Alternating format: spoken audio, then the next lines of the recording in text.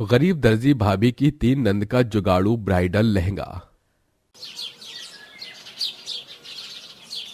नीलम बहन, जो 200 रुपए सिलाई मैं सबसे लेती हूँ वही मैं आपसे ले रही हूँ। नहीं, मैं 150 रुपए ही दूंगी आपको। नीलम 150 रुपए जानवी को देकर बाहर आती है। बाहर कड़ाके की ठंड पड़ रही थी। चारों ओर हल्की हल्की बर्फबारी ने पूरे गांव में कड़ाके की ठंड का कहर मचा रखा था।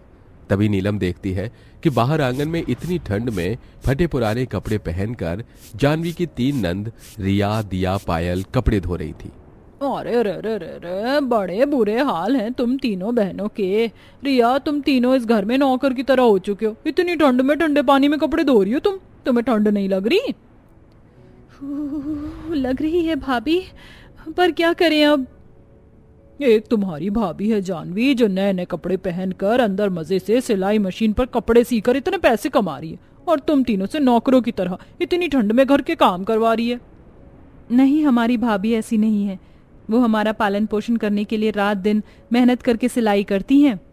तुम तीनों बहुत भोले हो। तुम्हारी चालाक भाभी की चालाकी तुम नहीं समझ पाओगे। तुम्हें पता है घर के काम एक बहू के करने के होते हैं, पर तुम्हारी भाभी अपने सारे काम तुम तीनों से करवा कर खुद आराम कर रही है।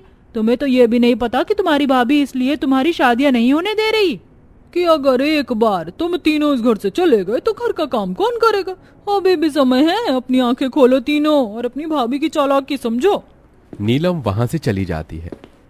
रिया दीदी, वैसे नीलम भाभी की बात सही है। घर के सारे काम तो हम ही करते हैं, और जानवी भाभी तो बस सारा दिन सिलाई मशीन पर बैठकर आराम से कपड़े सीती रहती हैं।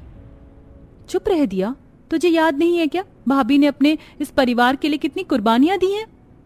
हाँ दिया, लोगों का तो काम ही होता है दूसरों के घरों में झगड़े लगाने का। अच्छा, तो हम तीनों तो जवान हो चुके हैं। हमारी उम्र की लड़कियां आज 2-2 बच्चों की माँ बन चुकी हैं, और हम तीनों अब तक घर में कुंवारे बैठे हैं। क्यों? क्योंकि भाभी हमारी शादी का जिक्र निकाल ही नहीं रही। तीनों बहनें नीलम की बातों पर गौर करने लगती हैं, और अंदर जानवी अपनी सिलाई मशीन पर लोगों के कपड़े सी रही थी। उसके घर में टूटी छत से ठंडी हवा तेजी से अंदर आ रही थी, जिसकी वजह से जानवी, उसकी बीमार सास मेनका और अपाहिज पति रोहन का हाल से बेहाल हुए जा रहा था। बाप रे, ये ठंड, इस बार की ठंड तो कैसे कहर ढा रही है। चलो, ये पैसों से मैं माँ जी के लिए स्वेटर लेकर आती हूँ। जानवी जमानपुर गांव में अपने इस छोटे से झोपड़े जैसे ससुराल में अपने अपाहिज पति रोहन, बूढ़ी बीमार सास मेनका और 3 नंद के साथ बड़ी गरीबी में अपना जीवन बिता रही थी। 2 महीने पहले ही रोहन के साथ एक गाड़ी में सड़क दुर्घटना की वजह से रोहन के दोनों पैर कट चुके थे। तब से वो घर में अपाहिज बनकर चारपाई का सहारा बन चुका था। रोहन एक मजदूर था। तब से जानवी ने सिलाई का काम शुरू करके अपने परिवार का पालन पोषण शुरू कर दिया था। जानवी रोज के 200 से 300 रुपए कमाती थी। इतनी कम आमदनी में जानवी घर का गुजारा, मेनका, रोहन की दवाई, ये सब करती थी। जानवी के ससुराल वाले बहुत गरीब थे। इस ठंड से बचने के लिए उनके घर में ना कोई स्वेटर था और ना कोई रजाई थी। अरे बाप रे, ये ठंड! जानवी कोई रजाई उड़ा दो मुझे, बहुत ठंड लग रही है। तभी जानवी फटी शॉल रोहन को उड़ाकर घर के बाहर आती है। बाप रे, ये ठंड! ओहो, पायल, रिया, दिया, ये माँ जी के लिए स्वेटर लाने जा रही हूँ। तुम कुछ लकड़ियाँ घर की छत पर रख दो ना। छत से बहुत ठंडी हवा आ रही है और बर्फ घर में आ रही है। भाभी, यहाँ हम इतनी ठंड में कपड़े धो रहे हैं और आप हमें एक और काम दे रही हो। ये काम तो आप भी कर सकते थे ना। आपने सिलाई का काम क्या शुरू किया? घर का सारा काम आप हम ही से करवा रहे हो। अरे नहीं नहीं पायल, ऐसा नहीं है। बस बस भाभी, हम सब समझते हैं सिलाई के काम के पीछे अच्छे से आराम करने लगे हो आप, और हमें नौकरों की तरह घर में इस्तेमाल कर रहे हो। याद रखिए भाभी, अब से हम कोई काम नहीं करेंगे घर के। तीनों अंदर घर में चले जाते हैं। अरे, आज इन तीनों का बर्ताव ऐसे कैसे बदल गया? जानवी बाहर चली जाती है। दोपहर का समय। तभी गांव का शामू जानवी के घर आता है। अरे बाप रे, ठंड! अरे जानवी बिटिया, तुमने अपनी नंद के लिए रिश्ते देखने को कहा था ना, तो तुम्हारी तीनों नंद को एक बहुत ही अच्छे परिवार का रिश्ता आया है। लड़के तीनों भी एक ही घर के हैं। तीनों भाई हैं और उन्हें रिया, दिया, पायल तीनों पसंद आ गए हैं। क्या बहू तूने कब कहा था शामू भाई को रिश्ते के लिए? मेनका बहन, जानवी बिटिया ने 4 महीने पहले ही कहा था मुझे, और ये हर रोज मेरे पास आकर पूछती थी कि काका कोई रिश्ता आया मेरी नंद का, उनके लिए अच्छे रिश्ते देखना। क्या भाभी, आप हमारे लिए रिश्ते ढूंढ रहे थे और हमें लगा था कि कोई हमारी शादी के बारे में सोच ही नहीं रहा। ऐसे कैसे नहीं सोचेंगी कोई रिया? काका ये तो बड़ी अच्छी बात है। कौन है लड़के वाले और कब आ रहे हैं घर? बिटिया वो इसी गांव में अपने बड़े से घर में रहते हैं। लड़कों का नाम रमेश, सुरेश और महेश है। तीनों इसी गांव के एक कारखाने में काम करते हैं। थोड़े समय बाद शामू वहां से चला जाता है। माँ जी, शाम को लड़के वाले घर आ रहे हैं। मुझे तुरंत घर की छत पर लकड़ियां डालकर इसे अच्छे से ढकना होगा। जानवी बाहर आती है और अपने झोपड़े जैसे घर की छत पर लकड़ियां रखती जाती है। शाम का समय। शामू रमेश, सुरेश, महेश और उनकी मां दामिनी के साथ जानवी के घर आता है और दोनों परिवार में रिश्ते को लेकर बातचीत होने पर रिया दिया पायल का रिश्ता रमेश, सुरेश, महेश के साथ तय हो जाता है। मेनका जी, हमारी एक डिमांड है कि आपकी बेटियां शादी में लहंगे पहनेंगी, तो ये बात का ध्यान रखिएगा आप। अच्छा, अब हम चलते हैं। 2 दिन बाद ही बच्चों की शादी है, तो आप भी तैयारियों में लग जाइए। दामिनी और उसके बेटे वहां से चले जाते हैं।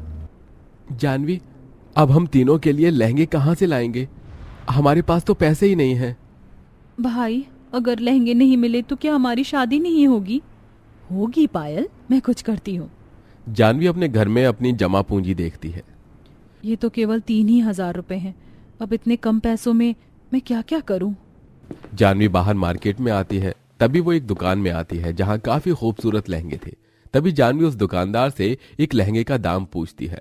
अरे बहन जी, एक लहंगा 20,000 रुपए का है। क्या? इतना महंगा? अब क्या करूं? शादी को केवल 2 दिन बचे हैं।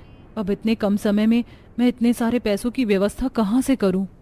तभी जानवी की नजर सामने एक सब्जी वाले पर पड़ती है जिसके पास कई सारी सब्जियां थी और उन सब्जियों के पास अनाज की बोरियां रखी हुई थी। सब्जी बोरियां? एक काम करती हूँ, मैं अपनी नंद के लिए बोरियों और सब्जियों के लहंगे बनाती हूँ। ऐसे लहंगे तो आज तक किसी ने नहीं पहने होंगे। सब्जी बोरी के 2 लहंगे तो बन जाएंगे। अब एक लहंगा कैसे बनाऊं? तभी जानवी कुछ अनाज की बोरियां लेकर घर आती है और अपने घर के कुछ पुराने कपड़े निकालकर उन कपड़ों से एक लहंगा सिलती है और बोरियों को काटकर दूसरा लहंगा सीती है। चलो, अब इस कपड़े के लहंगे पर सब्जी लगा देती हूँ, तो ये लहंगा सब्जी का बना लहंगा हो जाएगा।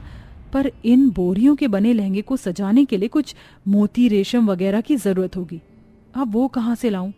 मेरे पास तो पैसे ही नहीं है। तभी जानवी की नजर अपनी सिलाई मशीन पर पड़ती है। अब यही एक रास्ता बचा है। तभी जानवी अपनी सिलाई मशीन बेचकर कई सारी सब्जी, उन मोती और कई सारी सामान लेकर घर आती है और 2 दिन तक लगातार बोरी के बने लहंगे पर मोती, रेशम, नगीने वगैरह को जोड़कर उस लहंगों को डेकोरेट करती है, जिसके बाद वो बोरी का लहंगा बड़ा ही खूबसूरत दिखाई देता है। आधी रात का समय था। चलो, बोरी का लहंगा तो बन गया। अब फटाफट उनका लहंगा बनाती हूँ। फिर इस कपड़े के लहंगे पर कई सारी सब्जी लगा देती हूँ। कल सवेरे ही रिया दिया पायल की शादी है।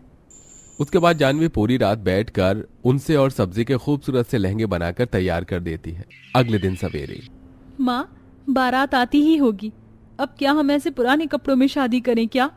तभी जानवी अपने बनाए उन बोरी और सब्जी के बने 3 लहंगे अपनी थैली से निकालती है जो दिखने में काफी खूबसूरत लग रहे थे। उन लहंगों को देखकर सबके होश उड़ जाते हैं। वाह, कितने खूबसूरत लहंगे हैं भाभी। ये बोरी का बना लहंगा कितना खूबसूरत लग रहा है। तभी रिया, दिया, पायल जानवी के बनाए तीनों लहंगे पहनते हैं जिसे पहनकर तीनों परियों की तरह खूबसूरत लग रही थी। भाभी, सच में ये लहंगे तो बड़े प्यारे लग रहे हैं। बहुत अच्छे लहंगे बनाए हैं आपने भाभी। आपने अपनी सिलाई मशीन बेचकर हम तीनों के लिए इतने शानदार लहंगे बनाए। अब आप सिलाई कैसे करोगे भाभी? दिया, मशीन तो फिर भी आ जाएगी, पर तुम्हारी शादी का दिन बार बार नहीं आएगा। भाभी, आप बहुत अच्छे हो। आपने हमारे लिए कितना कुछ किया है। उसके बाद रिया, दिया, पायल की शादी रमेश, सुरेश, महेश के साथ हो जाती है। शादी में आए सारे मेहमान दामिनी की बहुओं के वो खूबसूरत से लहंगे की बड़ी तारीफ करते हैं। मेनका बहन, सच में बड़े ही प्यारे लहंगे बनाए आपने अपनी बेटियों के। ऐसे लहंगे तो आज तक किसी ने नहीं पहने होंगे। दामिनी बहन, ये लहंगे मेरी बहू ने बनाए हैं। अक्सर भाभियों को अपनी नंद के प्रति क्रोधित होता सुना था हमने, पर पहली बार किसी भाभी के दिल में अपनी नंद के प्रति इतना प्यार देख रहा हूं मैं। सब जानवी की बड़ी तारीफ करते हैं और पायल रिया दिया अपने ससुराल चली जाती हैं, जिसके बाद रिया दिया पायल अपने पतियों के पैसों से अपनी भाभी को एक कीमती सिलाई मशीन खरीद कर देती हैं, जिसके बाद जानवी सिलाई करके खुशी खुशी अपना जीवन बिताने लगी।